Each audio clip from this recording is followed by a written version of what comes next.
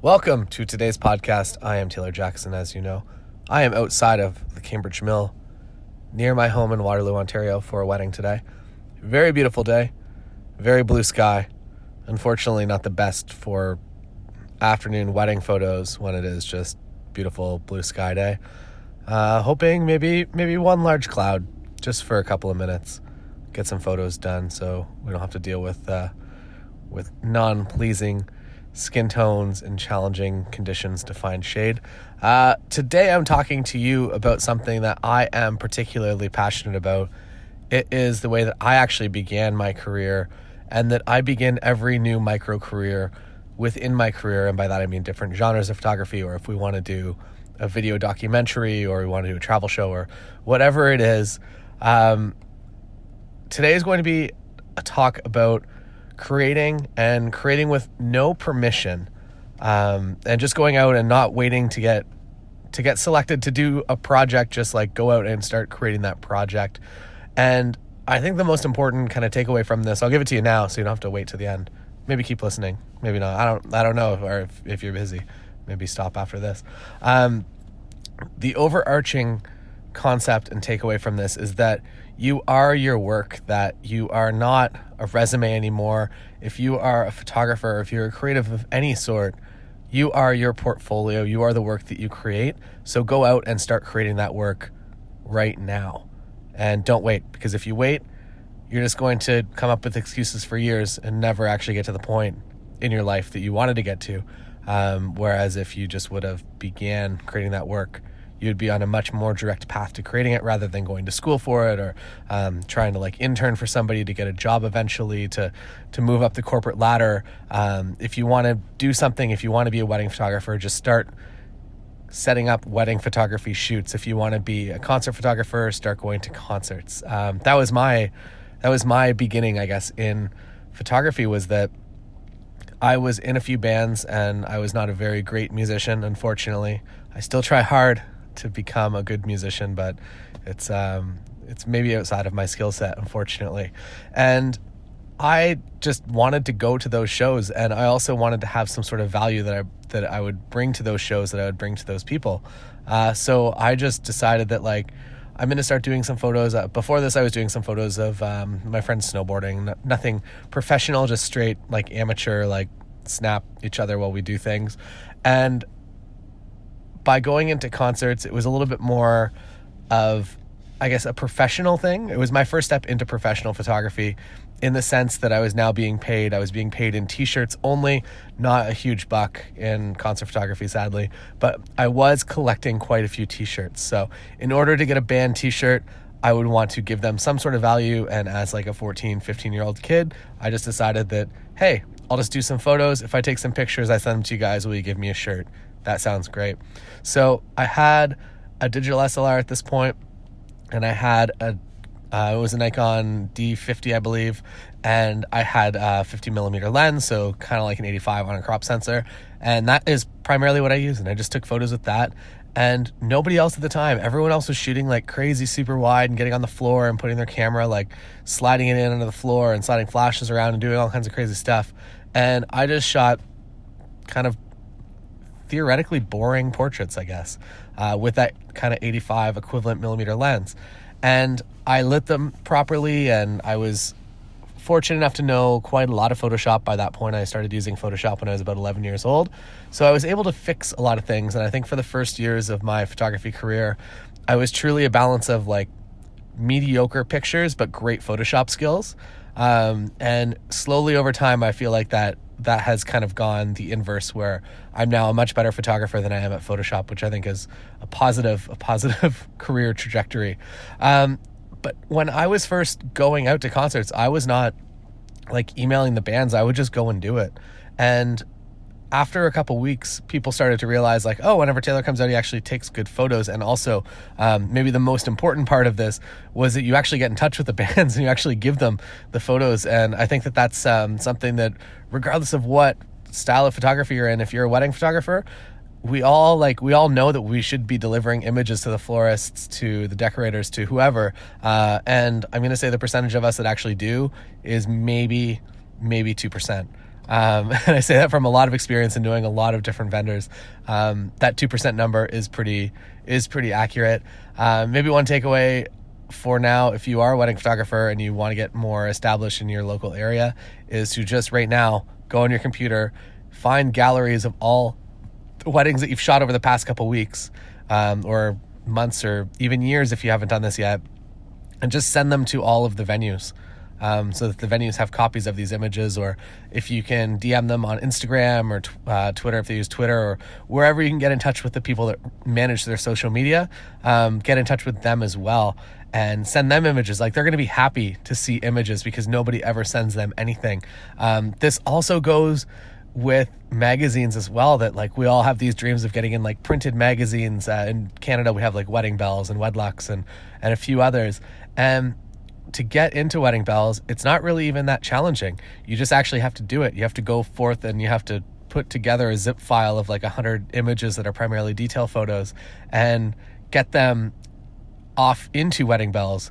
And at that point, you have a pretty good chance of success because not a lot of people actually do that. And so you're very much competing with not the oversaturated market that like thousands and thousands and thousands of submissions are going in, that they're maybe getting like 100 proper submissions and they're picking like probably 25 of those to run in the magazine, and they'll probably realistically, as long as you selected the correct wedding that kind of fits their vibe and their style, and also is current and inspiring to other brides, there's a pretty good chance to at least feature you online or feature you on Instagram. So if you have a wedding that kind of ticks those boxes, like, just get in touch with them and get it in their hands. Don't wait for them to reach out to you. Don't wait for anyone to reach out to you for anything, really.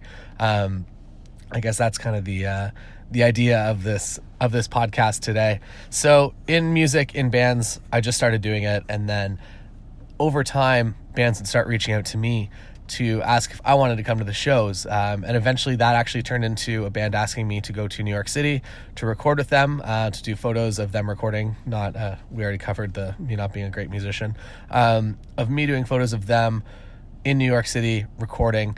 And then the extra cool thing from that was that everybody started to take me way more seriously as a photographer because I had been to New York City now to like photograph this band. They didn't pay me any money. They were like, if you want to come and sleep on the floor, bring a sleeping bag and come hang out for a couple of days. I had never been to New York. Funny story, the media had skewed me so heavily to be afraid of New York City. And also, I guess maybe it's kind of true. The part of Brooklyn we were in, this would have been, how many years ago? This would have been like 14 years ago almost now. The part of Brooklyn that we were in was pretty sketchy. We rolled up, we arrived at like 3 a.m, and this was after driving through the winter from Canada. So we left Canada in like pretty much a blizzard, and we get to the border and it's just like a bunch of like band dudes in this weird converted short bus. Obviously they were like, okay, you guys look like you smoke a lot of weed. We're going to search things. So they search the entire bus. They don't find anything. They send us on our way. We roll into New York, which was maybe like the coolest entrance to New York that even to this day that I've ever achieved or received, I guess. But driving down like through Times Square at 3 a.m. with absolutely nobody around, it was such an interesting way to experience a city for the first time. And I have such a vivid memory of that specific moment. And that is kind of like whenever I think of New York in my mind, it is from that 10 minutes of driving kind of through the city. And also there's no traffic. So we got in there and we're expecting like gridlock, and it's 3 a.m, and it's like these beautiful open streets that just like cruising down with this converted camoed out minibus. So we get over the bridge to Brooklyn, and we start loading the guitars and stuff out of the van, and we hear a bunch of gunshots in the distance. So maybe that's why my fear was like that I was already like hesitant because of the media, and then we actually heard literal gunshots within 5 minutes of being outside. So maybe it's a real fear. So I do photos with them. I get a few days of just like kind of roaming around the city doing what I want to do. That also kind of teaches me how I like to actually explore cities. And whenever I arrive in a new city, I usually find like 1 or 2 points that I would like to go and see or go and take a photo of.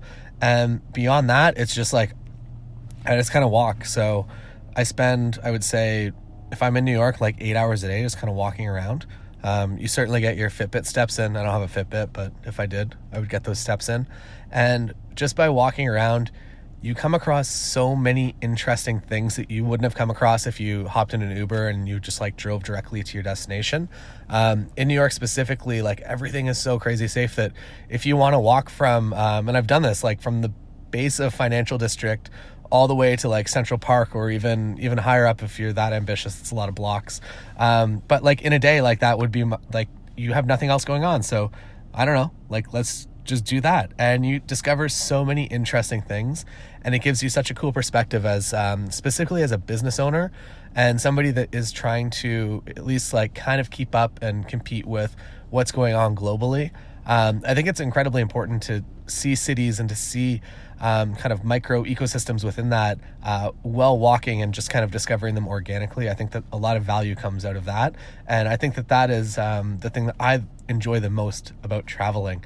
And from there, eventually, like down the line, like skipping a few years, I started to do a lot of commercial work, and that commercial work would send me to different locations. And when I was in those different locations, I pretty much decided that I wanted to start again creating the portfolio that I wanted to have, that I wanted to be paid to create in the future. So we started doing, or I guess at the beginning it was just myself, started doing A Photographer In, which is my travel and photography show. And it was just like totally self-filmed, super easy to do. Just found a few spots, things to talk about, take some photos, piece together like a 10-minute episode, and just did it all in my way. And I think that's the most important thing, regardless of what you're doing, what genre of photography you want to get into. Try to not spend too much time looking at what other people are doing and trying to emulate it. I think the more you can just focus on exactly what you want to be creating and go forth and create it, the better. Because when we were creating the first episodes of Photographer In and editing them together, they really came together in a way that I absolutely loved. The other thing that I realized that I really do enjoy and that I actually think that I excel at, if you watch the first episodes, the music choice as well, that I found as much fun in the actual editing and that creation process as finding really unique and interesting songs. If you watch the Chernobyl episode, one of my favorite songs that I've ever found on MusicBed is in that as well. And it's just like, it was completely different from me doing weddings, completely different from me doing concerts and photography, just like creating this video series. And again, nobody gave me permission. Nobody wanted me to do this. I just began doing it and did it in a way that's smart, that's marketable, that will be able to help other businesses. So now I'm able to reach out to them and get connected and get either hooked up or access that maybe traditional tourists wouldn't get, or interviews with people that maybe are like a little bit that just wouldn't have existed prior to just kind of going out and creating this. We did this the same way, and we're actually going to be doing this kind of again. I think we're replicating the past and what works. So we're iterating on it and moving forward and building another documentary series about startups. And with this, like, we're just going out and we're just doing it. We're not being commissioned to do it. We are doing it in a way that we know that there will be money built in and there is a way to leverage and get paid out of it, but also not just like sitting there and waiting for a university to fund it. Because I feel like if you get funded for a project, a creative project too early on, I feel like people have too much control over that project when it's undecided. But if you create the project how you want it to be, or at least have like 50 or 60% of it done, and somebody signs in and gives you money at that point, I feel like that is a much better position for you to be in, because you've actually at least mostly created what you want to create. And there's no way for them to step in and be like, oh, like, can we just like open it with like 25 more logo shots of our logo just in different ways, like pan left, pan up, pan right, steady cam shot of our logo, you walking by our logo, you walking left. Because people will try to take control of your project, and especially the more people that get involved. Maybe another takeaway is that if you ever are in this position to be pitching a project that you want people to give you money for, to help create and produce, that if you are able to really, I guess, like focus on the fact that you want to retain creative control, and also the more minimal you can make the team on the other side of the table, the better. So if you're just talking with one person, it's very easy for you guys to get on the same page. But if that person has to go to their boss, who has to go to their boss, who has to go to their boss, that has to go to their boss. At that point, that's when you get all the kind of the bureaucracy and different the negative things that kind of come with working in such a large chain. And usually that means that people just want things to insert into your project that you don't necessarily want. This has definitely happened a lot of times in my history as a content producer, as a photographer. So small teams are better. Working with one person is best, and working with one person that really understands you, and maybe they follow you, so maybe they've seen your work, and they have enough trust that you can go out and create something amazing. Whether you are making travel videos, or you're making wedding films, or you're making wedding pictures, I think it's incredibly important. So go out, create your own portfolio. Your business is what you're creating. Your business is your work. You don't need a resume anymore if you are a creative. So that is today's episode. I will see you tomorrow. I'm Taylor Jackson. And also stop by Patreon if you have any questions. So if you want me to answer any questions on this podcast, patreon.com/Taylor Jackson. There's a link in the front little description page there that'll take you to a public Patreon post, and you're able to ask any questions you want there. If you do want to sign up for Patreon, I really do appreciate it. I'm able to create as much content as I'm currently creating because of the support there. So thank you very much for everyone that supports, and I will see you again tomorrow on the podcast.